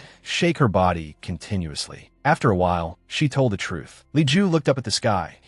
No wonder I was repeatedly rejected by the princes in the court. No wonder the current emperor's attitude towards me is inexplicable. I have no intention to fight, but they insist on mixing me into this muddy water. Now, they won't even let go of my closest people. Then don't blame me for being impolite. Li Ju began the thrilling road to seize the airship. He held military power and won the hearts of the people. Even more with the support of Wei Ruai, who came from Nirvana. The two advanced hand in hand. Soon they got what they wanted. The third prince calculated everything. In the end, died in the hunting ground where he shot Wei Ruoi back then. Became the food for wild beasts and vultures. Tang Shirel died in the end from the poison Wei Ruoi specially mixed for him. The Tartars lost their leader and were like ants on a hot pot. A small part of them fled to farther places, living by chasing grass. The majority submitted to the Central Plains, became an inseparable part of this country. After the world was settled, the new emperor adopted a policy of recuperation and stability. Later, under the hard work of Li Ju and Wei Ruai, the two gave birth to a pair of dragon and phoenix twins. The male is called Nin Yuan. The female is called Ruo Shui. They found the best grand tutor to tutor Nin Yuan. Finally, in the year Nin Yuan finished his studies, Li Ju abdicated, became the retired emperor. From then on, he took Wei Ruai to travel north and south freely. Actually, the past life, Wei Ruai was the demon lord of the demon realm. Li Ju was a heavenly general in the heaven realm. In the wars between gods and demons time and time again, the two turned from enemies to friends and then fell in love. Later, for love, the two decided to lower their cultivation base, fall into the mortal world to continue their predestined relationship. But Wei Ruai suffered from the third prince's bewitchment and died tragically. Fortunately, there were personal guards from the previous life who followed them to the death, transformed into the masters of the two. Not only taught them the skills to establish their lives in the human world, but also repeatedly helped them turn danger into safety. And the reason why Wei Ruoi could be reborn, it is also thanks to Xing Yuan exchanging his body for the opportunity. The story of Li Ju and Wei Ruai ends here. Thank you all for your company along the way. A screen full of flowers for you, wishing everyone happiness. What other comics do you want to watch next? Welcome to Leave a Message.